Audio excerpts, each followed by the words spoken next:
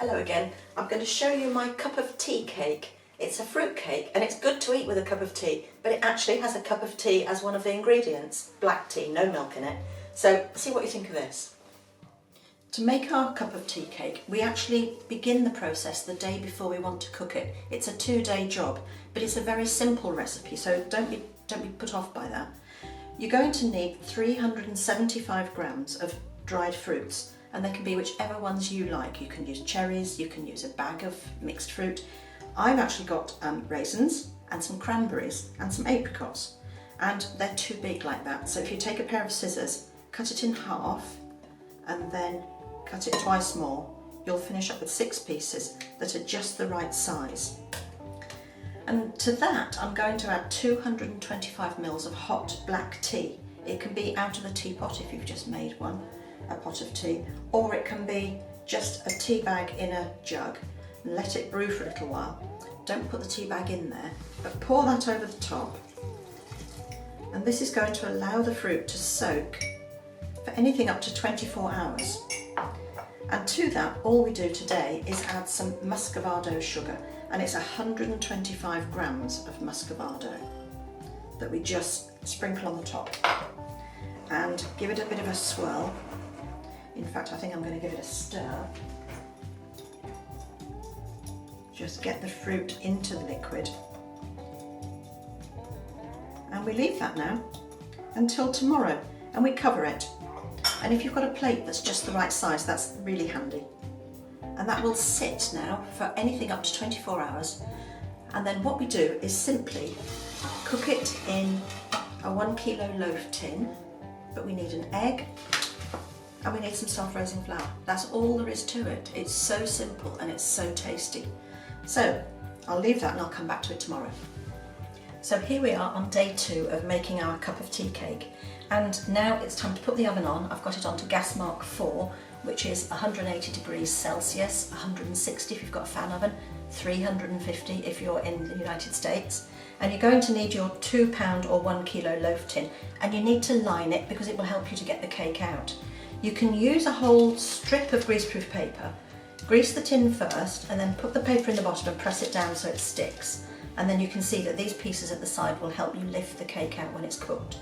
However, I've got some of these wonderful papers that line your tin, so I'm simply going to use one of those.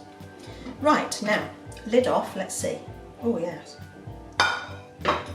The apricots have soaked up lots of liquid, they look a lot more juicy, the cranberries are looking good and the raisins. So I'm going to just give those a stir to mix them together and get the sugar off the bottom of the bowl because that does tend to stick a bit. So give that a good old mix. And all we have to do is just add 2 more ingredients. Right, so they're mixed. So the first thing we're going to do is add our egg. Now you need to crack it into a bowl just in case you get some shell in there. If you do, one of the easiest ways of getting it out is to use a whole piece of shell and just scoop down, and that's the easiest way to remove eggshell. Now, give it a stir,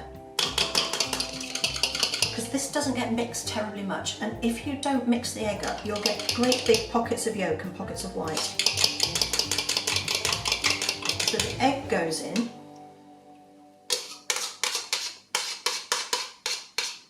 and then your self-raising flour, and it's 250 grams. If you wanted to add mixed spice at this stage, you could do that to give it a bit more of a wintry kind of flavour, but I'm not going to do that. This finishes up almost a little bit like a malt loaf, and technically it's a tea bread. I don't like to use that word bread because there's no yeast in it. So it takes a minute or 2 to cook, to blend, and you finish up with a stiff, sticky mixture. And you mix quite quickly because the self-raising flour has started to work and is giving off its raising agent, its carbon dioxide. So give it a quick but thorough mix, and then it's going to go into the tin. And the easiest way is to just drop in spoonfuls.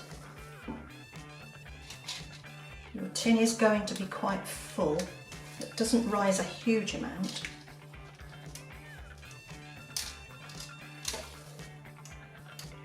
Now if you've got it on your finger, I really don't recommend that you lick your finger, simply because it's bad practice, and if there's a little person with you watching, they'll do it, and it's not something you should do. So there it is, it's all in, except for that bit on my finger. There we are. Now put that out of the way, and you can use the fork that you had for the egg just to press it down a bit, and it will level itself off in the oven. And that's absolutely all there is to it. So it's going to go in now for an hour at gas mark 4, and then after that you reduce the temperature to gas mark 3, so that's 170 or 150, 325 Fahrenheit, just for another 15 minutes, and then you'll test it with a skewer. So let's go over to the oven and get this in. Now this goes in the middle of the oven, and it goes in that way across the oven, not front to back because it's more likely to burn. So across the oven and in for an hour. So set the timer, make a cup of tea. There we are, timer's gone off. Here's the cake. Oh, look at that. Now to test it's done, take your skewer and go into a hole that's already there in the middle, so you're not making a new one.